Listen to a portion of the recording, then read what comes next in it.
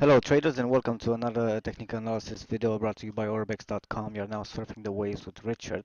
Today I'm gonna do something different. I'm gonna put myself in your shoes as an actual trader, right? And try to analyze these fundamental events because there's been a lot of uncertainty this week with the Federal Reserve interest rates hike, with the ECB President Draghi, basically with the quantitative easing measures and decisions, etc. But also this, what's happening with President Trump and the tariffs, basically 50 billion dollars tariffs and all that on China. So all these things are affecting the market. Now, what I'm gonna do is I'm gonna make a recap and be actually quite honest on what happened with my wave counts and how I reacted basically on these fundamental events because these things actually drive the market, right? So what I'm gonna do is I'm gonna make a recap. So first thing that I'm gonna do is I'm gonna let's say on June 13, 2 days ago, right? Today is June 15. It is 4:36 p.m. Eastern European Standard Time, and 2 days ago I posted this article in which I actually mentioned that there is a realistic possibility for the Feds to raise the rates with 0.25 benchmark percent benchmark points, and also I'm also saying talking about the possibility of the dot plot, basically for them to add another hike for on the dot plot, right? So total of four rate hikes. Now this year two rate hikes actually occur. So this means that two more are left, most probably somewhere around in September, or and the other one in December, right? I mean, they always hike in December. That's basically my the what I've seen so far. And then of course I'm going on the speaking about the Feds and fundamentals, etc. But also doing some technical analysis on these events. So as you can see on dollar index right here, I was actually expecting the dollar to actually start a impulse, a bearish impulse for this C, right? It did go down, but it didn't go the way I projected it, right? So sometimes the market actually throws lemons at you, right? So this video is going to be mostly besides the articles recap and doing the updates and possible projections, etc. This video is mostly about how a trader actually feels and how to react on these swings when you really don't know what's going on, right? I mean, let's face it, nobody's perfect. There is no such thing as predicting the market 100%, right? You have to be ready, you have to be prepared. You basically have to reassess all the time, update, and also be aware and consider the other possibilities, right? Alternate your way of thinking in order for you to be psychologically prepared. So this is basically what I'm gonna do today on these charts. Now, of course, the main view on the dollar index was right here. By the way, I'm on the dollar index 2 hour chart right here. Yeah.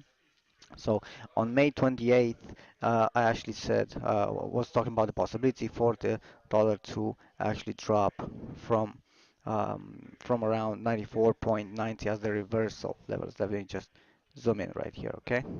All right, there we go. Okay, so at these reversal levels, right, at 94.90, notice that it had dropped and went to the point of interest, and here it bounced around a little bit on a corrective piece, and then dropped some more, then it reversed immediately, right? Right after that, of course, this happened, right? W- I did not expect this. I'm gonna be honest, of course, right? This caught me a bit off guard. However, this doesn't really change the actual pattern, right? That's what I'm gonna do. So the way I'm labeling this right now is obviously as a complex corrective structure right here, and the C leg in the minute A blue. Now another corrective piece right here with a false breakout in this B, and then the C leg, right, which is presents an extension of, I would say, a monstrous extension. Yeah, this actually happened yesterday on the ECB event when on President Draghi's comments and their decision to hold the rates, yeah, to keep them on hold on 0%. but mostly on Draghi's comments. Now, this is actually the Fed event right here, yeah, in which I posted that article 2 days ago, and you can actually see that it did actually go down, right? Now the market, how it reacted on this specific event, I will go on the other charts and I will actually explain to you. But on the ECB event, this humongous rise happened, right? But the way I'm seeing this rise is as a possible false breakout because these levels, the 95.15, these levels represent a double top from October's highs, yeah, 2017. So, not to mention that there could be a double top right here, yeah. So let's not get ahead of ourselves. What I would actually be looking at is if the dollar starts falling in an impulse, in a sense that if it has five-way sequence right here, yeah, and then I get this corrective piece in a free like let's say preferably in a zigzag, because if it would be a zigzag that would possibly confirm a wave 2, so 1 2, yeah, and then the sell-off if it occurs, right? However, if it starts making, I mean, bouncing around and making a, let's say, some sort of a flag formation right here, yeah, this would indicate that it could have more room on the upside, right? So that's basically what I'm going to be looking for next week. That is going to be a bullish, let's say, setup in which it would make a corrective piece such as this or a bull flag, or it's just going to go and form a correction right there, in which case these levels will be in focus once more, right? So this is basically what I'm seeing on the dollar index, and this piece actually looks like a free. However, it did go too high, right? But it could be a false breakout as well for this B. B waves are they are known to do this, right? It can also be an X wave, but I don't want to complicate things for now. Like right here, W and X, and then this could be A, B, C, Y for a bigger W right here for a bigger B, right? Not sure, we'll see as it unfolds, right?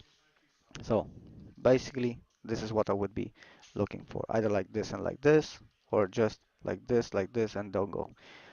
We'll see next week what it would provide. However, yeah, now I'm gonna correlate all this with the others, right? Have here the gold chart in front of me and how I'm labeling the gold chart for the basically from the 1285 1285 levels, right? Right here it did had a reaction. The reaction wasn't a free, so it's an A wave. Yeah. In the meantime, what it did, this was when I had difficulties with the labeling, right? Because normally, of course, I would have expected this to rise in an impulse. It didn't provide that at 1285, right? So what it did is it started correcting. I said, okay, this is where we could go on the upside. It didn't. Again, it didn't. Then the structure became more and more and more complex right here. So the way the structure is labeled is as a W and then X right here and then Y, right? The reason behind that is because we have a piece right here. I mean, we have a free in this W, another free in the X, yeah, and another free in the Y. So this pattern right here is one pattern for the W.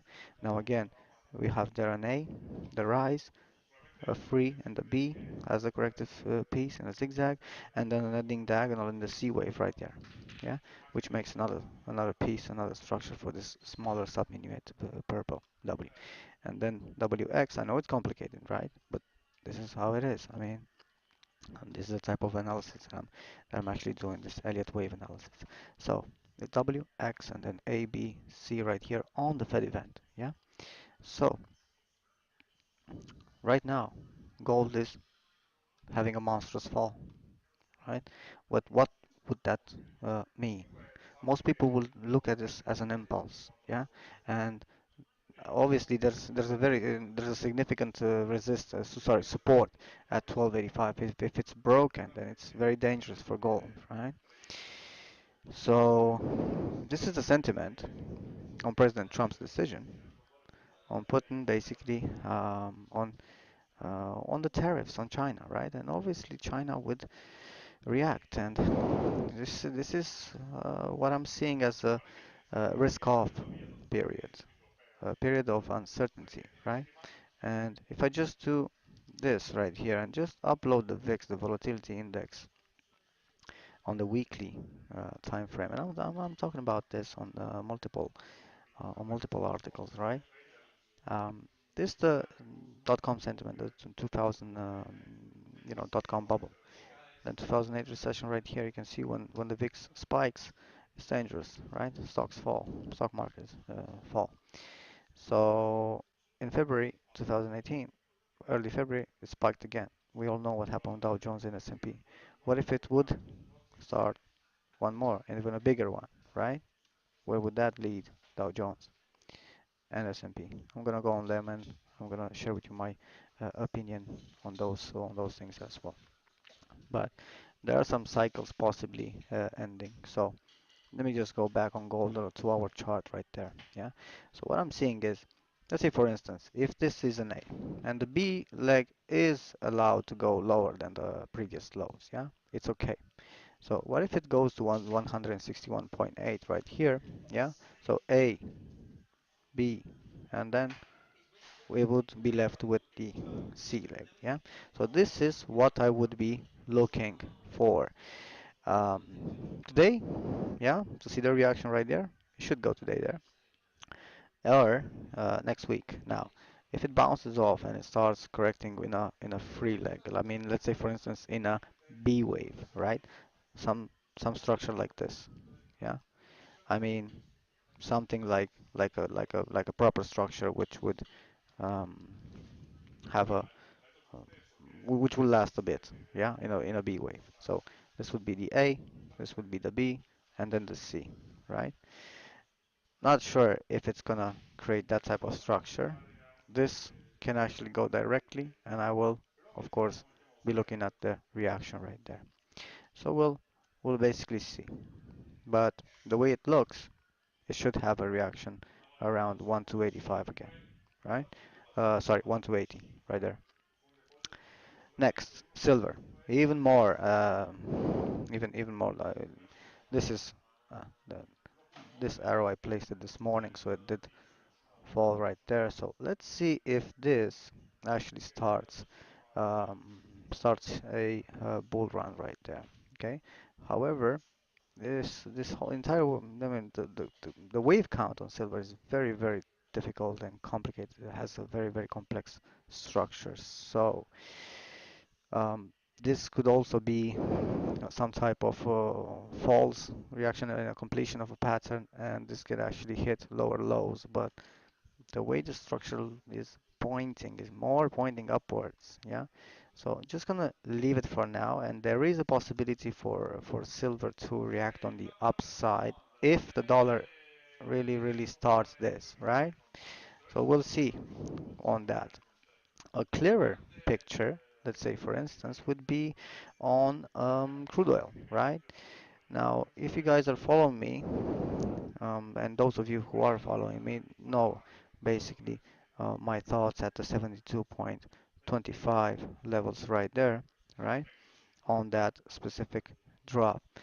So in the meantime, right, in the meantime, it broke the channel. So it have AB, and then I would expect basically this to unfold. This is an impulse. Let's say, for instance, this was the correction, and I would expect a another set of bearish impulse, right? And this was actually placed on the posted on the Federal Reserve. So it it is kind of starting right here, and I could actually do this as the termination, I mean this ending diagonal to be finalized, right? So I will be looking at this, right, and watching it. Now, on euro, this is the interesting part, right? On euro, my view was bullish, right? Let's say, for instance, let me just find this. Yeah, okay, this article right here. Yeah, when I posted this and it did go a bit lower than then went on the upside again, but again um, turned out to be okay at break even or some sort, right? Then on the Feds, I posted this one. this article right here 2 days ago, in which I was looking at this structure as a triangle, as a possible triangle, and it did go on the upside, right? But then again, on the ECB, it started going down. So this video is not about showing off and all that. I want to be real, and I want to show you guys that anybody can be right, okay? Anybody can be also wrong or half right, okay? So in a sense, um, I'm just keeping it real, yeah, and trying to update these charts the best way I can. Now the point is that the way it went on the way it went on the downside right here, I'd see this as a possible C leg, right? As a false impulse, let's say, but it isn't, let's say, some sort of impulse in a C leg, right? But it's terminating, possibly terminating this structure because the structure went a B in a complex structure C, so it's terminating, finalizing the basically minute A blue, and then A B with a false breakout, and that's the reason why it fell like that, right? On President Draghi's comments. Yeah. Moving on to the pound. Yeah, pound actually has a leading diagonal right here in this orange A. So the structure is indeed complex right here, dropping. However, GBP/USD would still be left with one other bullish move before it would fall harder, or let's say, for instance, before it would go like this in a bigger A and then a bigger correction in a B, and it will still be left with a C leg. After which, right, it could, of course, continue the destined, possibly destined direction. Dollar yen, right? Now on the dollar yen, most of you know this, my view right here at 111.25, right? So it did go down right there. Now, again on the Feds, I posted again this view in which I'm saying that it could actually drop, and it did drop, and now yesterday, of course, it went on the upside. Now, the way I'm seeing the structure is as an A and then WXABC in a Y. So kind of I see it kind of like finalizing it right here, and it could deliver another fall, so we can have A, B, C right here in a proper structure for this B wave before um, possibly moving upwards again. Dollar Swiss, even more complicated. This is a very complex structure right here in a WX triangle right here, ABC. So Y, then AB, and then yesterday's move on the upside being that X wave. So triple free right here, WXYXZ. We'll see if this starts, right? This is what I would expect. So multiple things are pointing me towards the fact that the dollar could, that move on the upside for the dollar could be false, right? Now moving on to DAX, let's say my view back then on the DAX was basically bearish, yeah, from around 13,150. It did drop until 12,600, yeah, and then it started correcting. This looks like a corrective structure, which means that this could continue more, but when, yeah. So the way I'm labeling this is as an A, then WXAB 1, 2, 3, 4, 5 divergence right here, and it could really start dropping right there. The reason why I'm saying that is because S&P 500 on the 4-hour chart right here. DAX was the one on the 2-hour. All charts were on 2 hours until now. You know me, guys. So anyhow, the way I'm seeing the first drop in February right here when the VIX spiked on S&P is as an intermediate A red right here, and then started correcting on the upside. So we have WX, WXABC, right? And this C should be going until, let's say, Fibonacci extensions from W next 100%, A, B, C 100%. So the C leg should terminate right here, finalize there. So A, B, right? We'll be looking at this now. 1, 2, 3. This I see it as a temporary correction right here. Should gain support somewhere around there if you're gonna use the Fibonacci retracement, the 38.2 should do it, right? After which this could be basically going toward the 61.8, possibly even 100%, but somewhere around there in this zone. This is a very dangerous zone. You can actually see once it broke through, it had a 350 point drop, right? I mean, somewhere around there. Let's just see. Yeah. So, in simple terms, um, this could actually have one last rise, touch this channel, meet the fibs, complete the pattern in this red B, and it could actually drop until I don't know, 24, 2,475, possibly lower, 2,500. We will see. The important thing is for this to for the analysis to be right and I mean correct, because what's the point of making analysis if it doesn't work? Until now, I'm satisfied. I can't complain, right? But the market doesn't give you those desired swings all the time, and each and every one of them. Sometimes it makes things complicated. Hence the reason why you need to be prepared, right? So that's what I'm doing right here, and I'm updating you guys for you to possibly make better decisions next week. So we have an A right here on Dow Jones for our chart. Same thing as the S&P, right? The structure is the same. WX, A, B, 1, 2, 3, 4, and this should force one more up until these levels right there. Okay, and hit some fibs, right? We'll see which ones. But anyhow, as long as it meets, I mean, as long as it goes higher than this previous lower high, then it could be, let's say for instance, around 25850, right? And this has potential to drop up, I mean, to drop down until 22,000 even, right? Who knows, right? What if it happens? What if the VIX actually spikes and we have another um, surprise like we had in February, right? What if it's even bigger? You never know, right? Or do we? Or do you? Hmm. Gonna do our best. Anyhow, going back on the dollar, right? This does not really have the desired divergence, but this is a bit like it's common in a false breakout scenario. So this could go like this and then boom, right? We will see. Now, as I said, it needs more time. So I don't think he will give it to me today for me to make an intelligent decision. But I wanted to leave you guys during the weekend when the market is closed, so you can actually watch the charts, draw your own conclusions, make your own intelligent decisions, right? So in simple terms, um, I will see next week and possibly make an update right there and then and get more details. So we'll see basically what will happen. But until then, as I like to say to all my traders, stay in the green and many pips ahead.